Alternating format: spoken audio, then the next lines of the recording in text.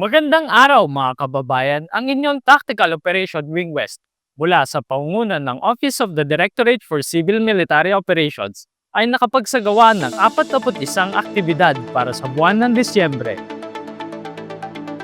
Naging kabahagi ang ating wing sa isinagawang Christmas tree lighting activity ng City Government ng Puerto Princesa na ginanap sa Balayong People's Park noong 13 ng Disyembre.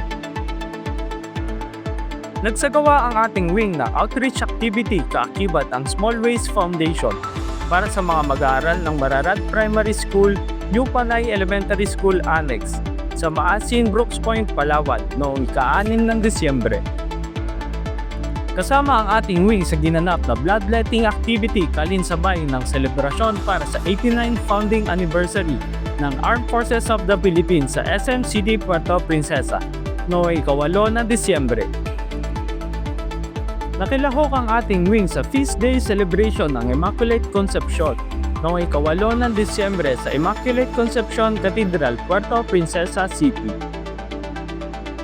Nagpaunlak ang ating wing ng manpower at transportation assistance para sa isinagawang outreach activity ng NCCC Mall sa mga mag-aaral ng Concepcion Elementary School Tagnaya Annex, Barangay Concepcion, Puerto Princesa City noong ika-10 ng Disyembre.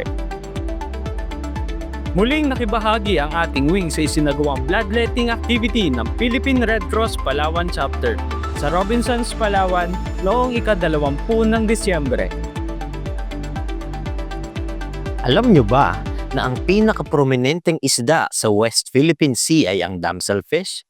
Ang mga maliliit at makukulay na isdang ito ay sagana sa mga coral reefs, kung saan sila ay may mahalagang papel sa ecosystem.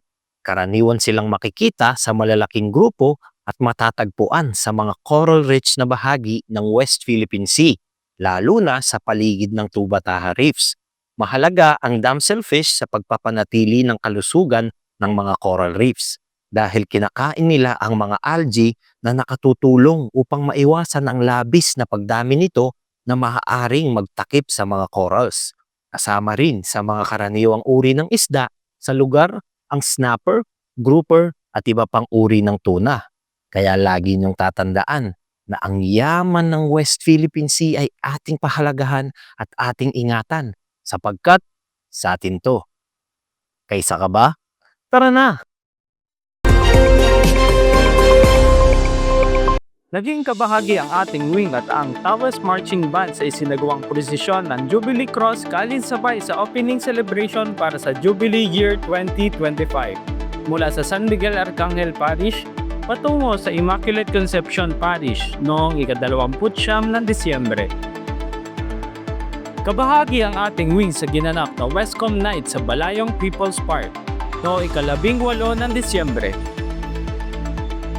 Muling nagsagawa ang ating wing ng radio hosting para sa programa ng Bayanihan, kung saan muling tinalakay ang napapanahong balita sa loob ng Sandatahang Lakas at ang kahalagahan ng iklip na ginanap sa Radyo Palaweño, Rizal Avenue, Puerto Princesa City noong ika-26 ng Disyembre. Nagsagawa ang ating wing ng APAP Palawan Program via VTC kasama ang panauhin mula sa 6 Civil Relations Group na ginanap sa ABAB Barangay San Miguel noong ika-27 ng Disyembre. Nagsagawa ang ating wing ng Campus Peace and Development Forum para sa mga mag-aaral ng San Rafael National High School, Palawan State University Laboratory Science High School,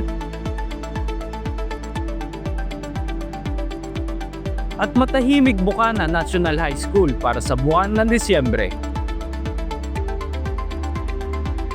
Isinagawa ng ating wing kaakibat ng SSCSP Palawan Chapter ang 2 araw na Sinag-Alab Youth Leadership Summit 2024 na may temang Strengthening Ideas, Navigating Ambitions, Generating Actions, and Leading as Builders na ginanap sa ABAB Marquez Hall noong ika-19 hanggang 20 ng Disyembre.